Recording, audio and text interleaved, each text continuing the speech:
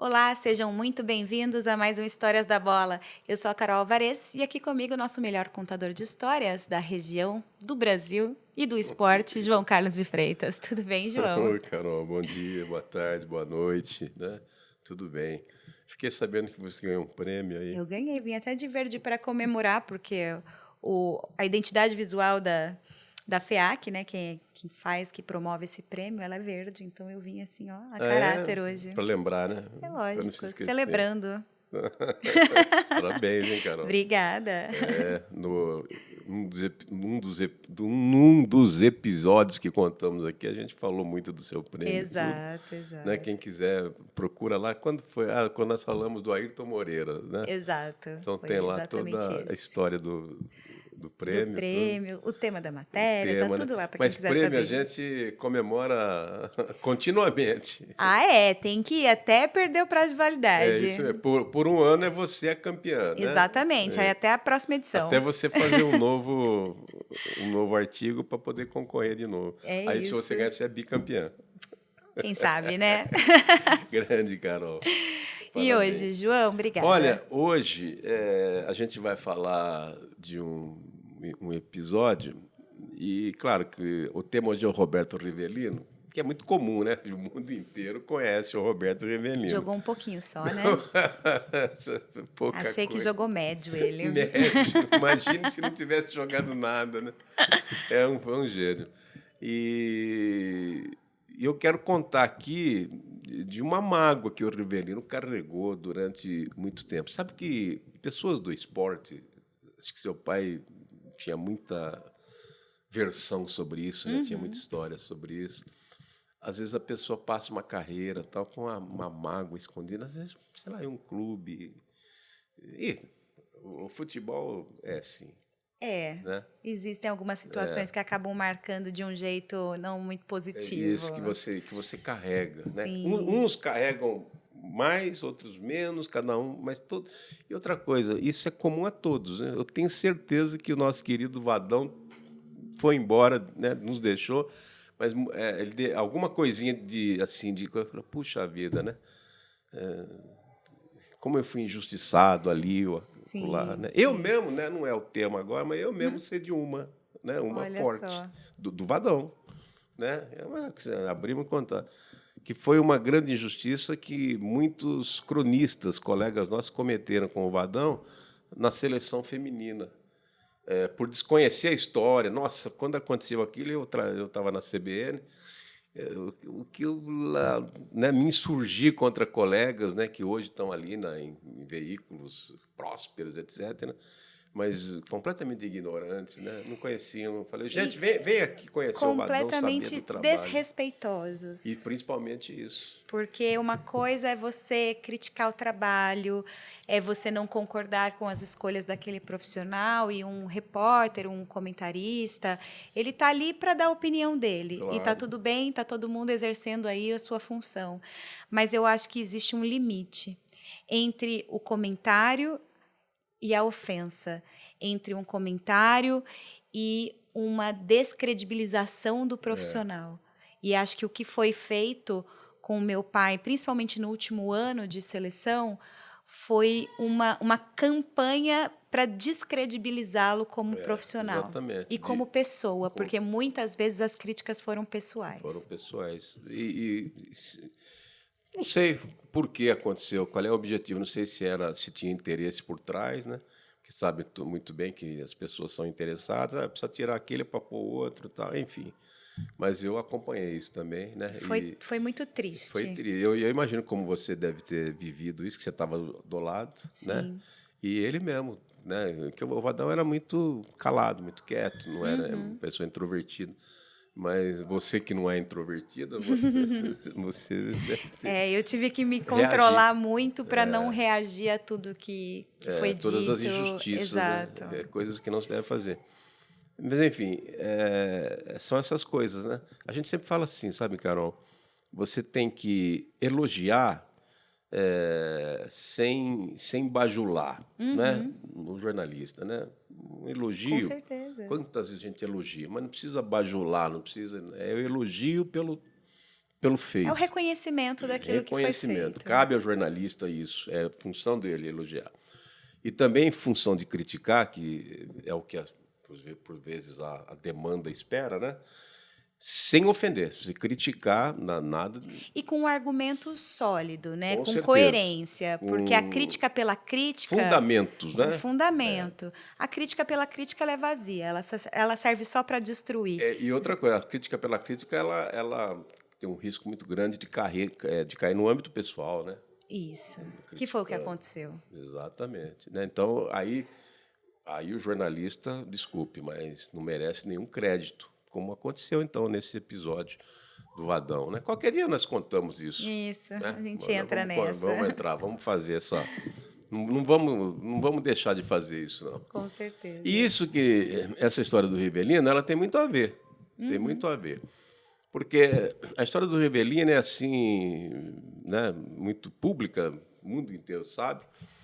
Ele era garoto, jogava no Corinthians e já era fenômeno. Antes do Corinthians, olha só, ele que é de família italiana, né? Ele é filho do seu Nicola Rivellino, né? Não se sabe, não se tem notícia. Mesmo o Rivellino nunca falou sobre isso. Se o pai dele torcia pelo Palmeiras. As pessoas dizem que sim, que a família era palmeirense. Mas o Rivellino nunca... Entrou no mérito. Nunca alimentou, né, essa polêmica. Mas ele foi no Palmeiras e o Palmeiras... igual você, tem muitos aqui. Olha só. Nessa aí foi uma bola bem fora do Palmeiras, isso né? é outra coisa que está cheio no futebol. Né? Talvez, às vezes, movido por interesse e tal. Enfim, não ficou no Palmeiras. Aí o Corinthians convidou, não, vem treinar aqui. Ele foi treinar lá, meu Deus do céu, o Rivelino. Aí o que acontecia naquela época, também meados dos anos 60? Ele jogava chamava-se Aspirantes, né? Existia esse campeonato. Eram jogadores jovens ou reservas das equipes que tinham um time de aspirantes que jogava antes do profissional, tinha preliminar. Todo jogo. Você ia no jogo, antes tinha a famosa preliminar. E a preliminar, então, o campeonato de aspirantes era um campeonato, o Campeonato Paulista de Aspirantes era um campeonato, assim, E era disputado. muito movimentado, né, Movimentado, João? disputado, Chamava atenção. atenção. As pessoas chegavam mais cedo aos estádios para assistir. Era bonito de ver. É aí que você chegou no ponto. É aí que entra o Rivelino. Porque o jogo começava às 4, horário nobre. Pô, por que você vai chegar o quê? 1h30, 2 horas? Né? Tudo bem, a frequência média, aí no caso, porque tinha o preliminar, seria umas 3 da tarde. Quando jogava o Rivelino, era 1h30, o campo estava lotado. Porque as pessoas iam na preliminar assistir o Rivelino. Ele ficou 1 ano jogando no Aspirante. Foi um ano que os estádios lotavam. Um ano de exibição. E às vezes aconteciam umas coisas insólitas, né? Porque 2 horas ia começar o jogo do Aspirantes do Corinthians, com o Rivelino, campo lotado, Pacaembu, enfim. Aí acabava o jogo, que ele dava o show dele mesmo, o Rivelino, e aí tinha o jogo de fundo. Aí o jogo de fundo, às vezes, diminuía metade.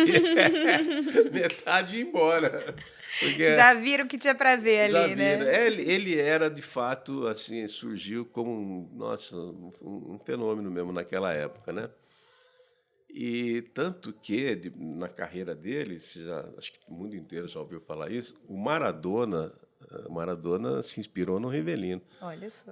Né? Tantas entrevistas do Maradona. Ele veio ao Brasil, visitou o Rivelino, se encontraram, né?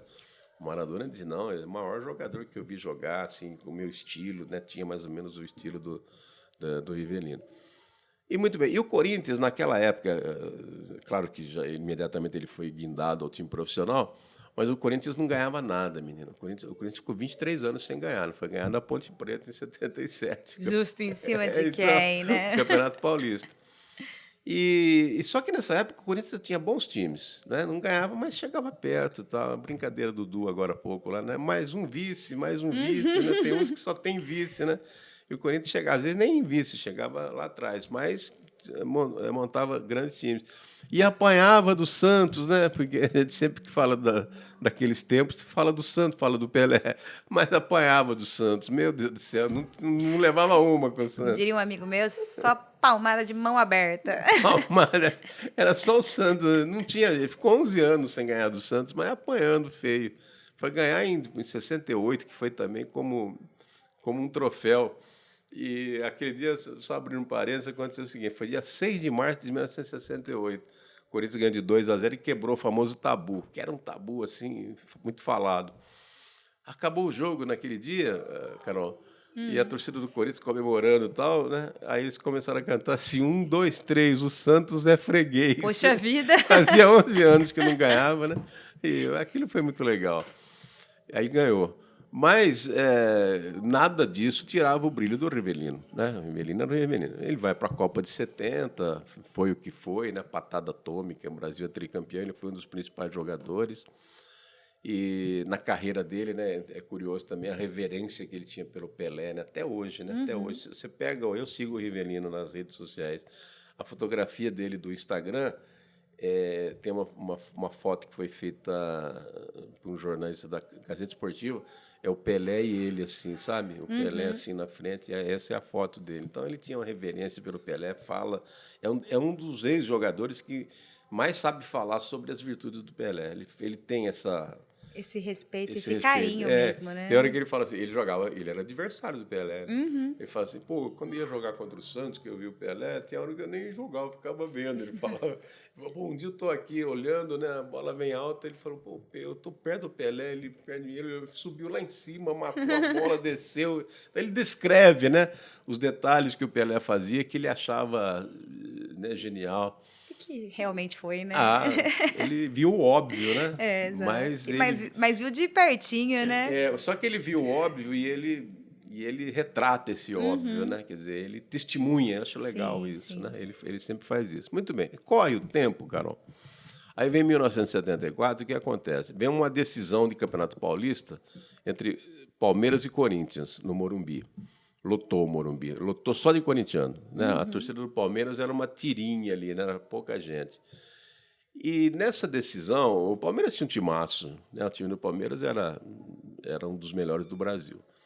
Aí o que acontece? Um jogo difícil, aquela coisa toda, o Palmeiras ganha. Né? Ganhou de 1-0, gol de Ronaldo, foi campeão. Né? Aquele pinguinho de palmeirense lá festejou. E, mais uma vez, os corintianos foram para casa chorando. Foi uma tristeza do Corinthians e uma alegria do Palmeiras. Mas sempre o futebol tem isso, né? A diretoria, né, porque criou aquele clima que o Corinthians ia ganhar. Para justificar, o pessoal começou a eleger o Rivelino como um bode expiatório, dizendo que ele que foi o culpado. Poxa vida. Da derrota, né?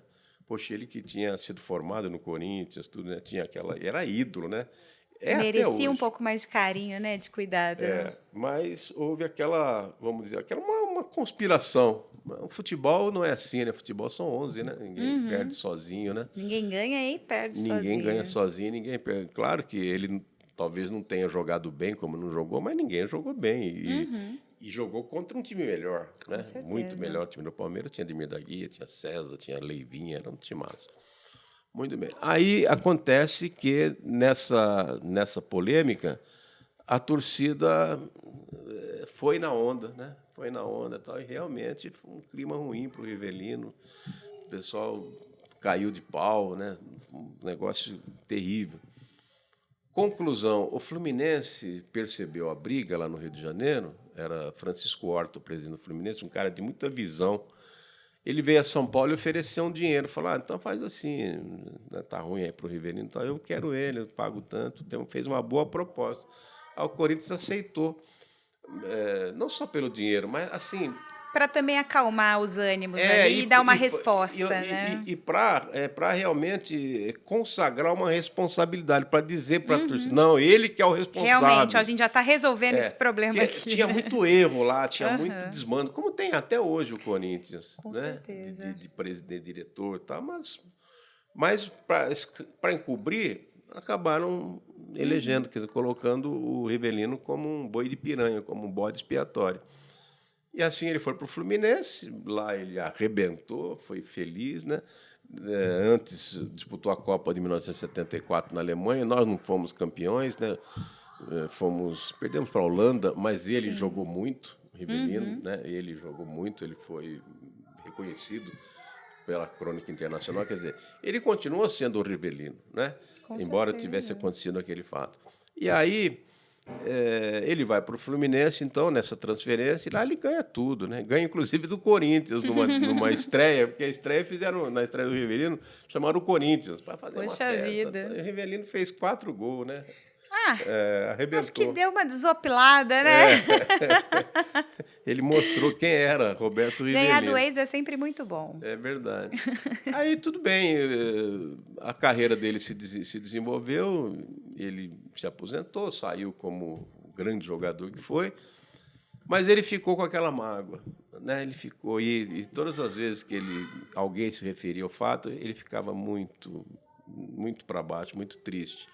Muito assim, talvez semelhante ao que aconteceu com o goleiro Barbosa lá na Copa de 50, quando muitos também o responsabilizaram pela perda do título, e ficou aquela coisa a vida inteira, o Barbosa que é o culpado. E ele um dia falou o seguinte, né? Ele falou assim, olha, no Brasil, a pena máxima para um crime é 30 anos. E ele falou, isso já fazia 35 anos, quase 40, que tinha acontecido o negócio do Maracanã. Ele fala assim, então, e eu estou há 35 anos pagando pena, ele falava, né? Olha. O Barbosa morreu triste também por causa disso. E não teve assim um reconhecimento, uma retratação. Oportunidade de retratação. Não teve. Né? Diferente do Rivelino. Então, aí é que vem o fim da história, né?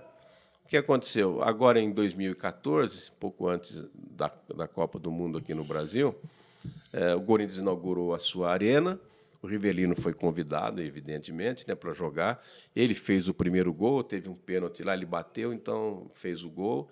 Está registrado que o primeiro gol da arena do Corinthians é do Rivelino. E melhor que isso, houve uma preparação e construíram uma estátua. O presidente Mário Gobi foi lá construir uma estátua, está lá a estátua lá na arena do Corinthians, né? Como é que chama a arena do Corinthians? A Neoquímica? Neoquímica. Neoquímica, registrado direitinho. A nova geração, claro, né, motivada pelas histórias, tudo, reconhece que realmente ele foi, viu, Carol? Pode. Ele foi o maior jogador que o Corinthians pôde ter no seu elenco, embora não tivesse conquistado nada, não conquistou nada. Por isso que muitas vezes não tem a ver. E teve esse episódio que foi, né, que durou aí até que em 2014, depois de 40 anos, né, de 74, dá isso mesmo? 40 anos de 74, depois de 40 anos fizeram essa homenagem.